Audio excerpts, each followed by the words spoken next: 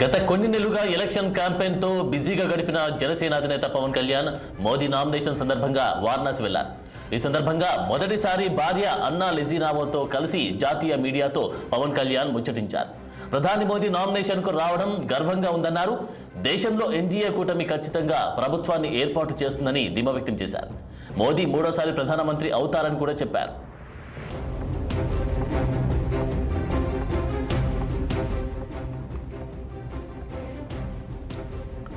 గత కొన్ని నెలలుగా ఎలక్షన్ క్యాంపెయిన్ లో బిజీగా గడిపిన జనసేన అధినేత పవన్ కళ్యాణ్ మోదీ నామినేషన్ సందర్భంగా వారణాసి వెళ్లారు.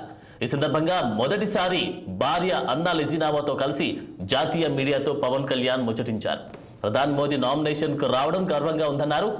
దేశంలో ఎన్డీఏ కూటమి ఖచ్చితంగా ప్రభుత్వాన్ని ఏర్పాటు చేస్తుందని ధీమా వ్యక్తం చేశారు. మోదీ మూడోసారి ప్రధానమంత్రి అవుతారని కూడా జోస్యం చెప్పారు. ఇక ఇదే అంశానికి సంబంధించి పూర్తి డీటెయిల్స్ మా ప్రతినిధి అశోక్ అందిస్తారు. అశోక్, ప్రధానమంత్రి నరేంద్ర మోడీకి సంబంధించిన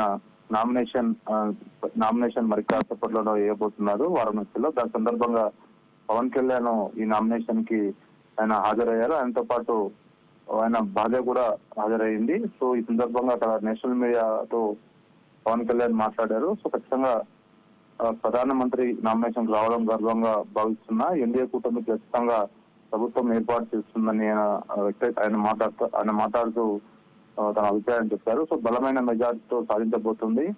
మోడీ మూడోసారి ప్రధానమంత్రి అవ్వబోతున్నారు. సో ఈ మేరకు ఆయన ఒక ఇంగ్లీష్ మీడియాతో మాట్లాడారు. సో మరికొద్ది సేపట్లోనే వారణాసిలో నరేంద్ర మోడీ నామినేషన్ వేస్తున్నారు. సో ఈ సందర్భంగా బీజేపీకి సంబంధించిన ముఖ్య నేతలు, ఎన్డీఏ కూటమికి సంబంధించిన ముఖ్య నేతలు హాజరు కాబోతున్నారు. సో నారా చంద్రబాబు నాయుడు, పవన్ కళ్యాణ్ కూడా ఈ నామినేషన్ కి ఆయన ముఖ్య అతిథులుగా హాజరయ్యారు.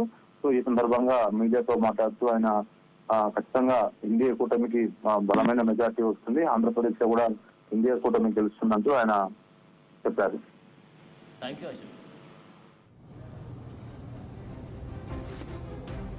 యూ అశోక్.